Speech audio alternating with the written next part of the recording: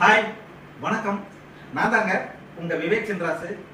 அடுத்த மாசம் ஜூலை மாசம் ஆர்கே வெள்ளி மேகம் அப்படிங்கிற படம் தியேட்டர்ல ரிலீஸ் ஆகுது.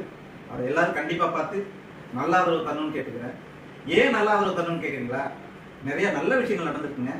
ஆமாங்க, இதை தயாரிச்சவர் ஒரு மலையாள தயாரிப்பாளர். முதன்னு தமிழை நம்பி இந்த படம் எடுக்க வந்திருக்காரு. அவருக்கெல்லாம் நம்ம ஆதரவு கொடுக்கணும்.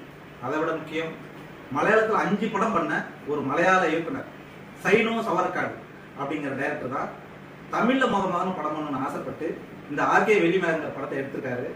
இதுல ஒரு 7 பேருக்கு அவருக்கு நல்ல வாழ்க்கை கொடுத்துருக்காருன்னு தான் சொல்லணும். இது ஏன் நான் முக்கியமா சொல்றேன்னா, இவ்வளவு படம் நடிச்சோம். நான் ஒவ்வொரு இன்டர்வியூலையும் சொல்லியிருக்கேன், நம்ம தமிழ் பட இயக்குனர்கள், பெரிய இயக்குனர்கள், பெரிய ஹீரோக்கள் நடிக்கிற படங்கள்ல எங்களை மாதிரி ஆர்டிஸ்டுக்கு அவங்க பெருசா ஆதரவு தரமாட்டாங்கிறாங்க.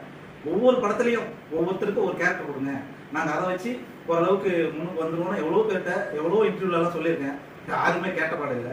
ஆனால் இந்த மலையாள டைரக்டர் இதில் 7 பேருக்கு லைஃப் கொடுத்துருக்காருன்னு தான் சொல்லணும். முக்கியமான கேரக்டர் லைஃபாங்கிறது நீங்கள் பார்த்து முடிவு பண்ணி எங்களுக்கு தர வேண்டியது. ஆனால் முக்கியமான கேரக்டர் கொடுத்துருக்காரு. யாருன்னா, நான் நடேசன் விவேக் சார் கூடலாம் பண்ணியிருக்கிற ஆர்டிஸ்ட்டு ஆர்எஸ் பாலா, பொட்டாச்சி, நாங்கள்லாம் ஒரு பேட்ச்சு. அது இல்லாமல் விசித்திரன் அப்படிங்கிற என்னுடைய மாப்பிள்ளை, அவனுக்கு ஒரு முக்கியமான கேரக்டர் இந்த படத்தில் கொடுத்துருக்காங்க. இன்னும் 2 பசங்க, ஃபர்ஸ்ட் ஹீரோ, செகண்ட் ஹீரோ, அந்த ரேஞ்சில் ஒரு நல்ல கேரக்டராக, அதாவது கதை நாயகனாக பண்ணியிருக்காங்க. ஸோ 7 பேர் இந்த படத்தில் அந்த டைரக்டர் கொடுத்துருக்காரு. அதில் விசித்திரன் எப்படி இப்போ வெண்ணிலா கபடி குழுவில் இயக்குனர் சுசீந்திரன் சார் ஒரு நிறைய பேர் கொடுத்துருந்தாங்க. அதில் 2 பேர் ஃபோக்கஸ் ஆனாங்க. ஒன்று சூரி, இன்னைக்கு எந்த லெவலில் இருக்காருன்னு உங்களுக்கே தெரியும். அடுத்தது டில்லி சிவா அப்படிங்கிற அப்புக்குட்டி, அவரு அழகசாமி குதிரையில நேஷனல் அவார்டே வாங்கினார். ஸோ 2 பேரும் இன்னைக்கு நிரந்தர ஒரு ஆர்டிஸ்டா வந்திருக்காங்க. அந்த மாதிரி விசித்திரனுக்கு இதுல ஒரு நல்ல கேரக்டர் அமைஞ்சிருக்கு. அதை அவன் நல்லா யூஸ் பண்ணியிருக்கான். தான் தோல்ல சுமந்துட்டு அந்த படத்தை பப்ளிசிட்டி பண்ணணும்னு ஒவ்வொரு நண்பர்களா பார்த்து, அவனுக்கு தெரிஞ்ச நண்பர்களை பார்த்து போஸ்டர் வெளியிடுறது, எந்த அளவுக்கு இதை அதை ஃபோக்கஸ் பண்ண முடியுமோ பண்ணியிருக்கோம்.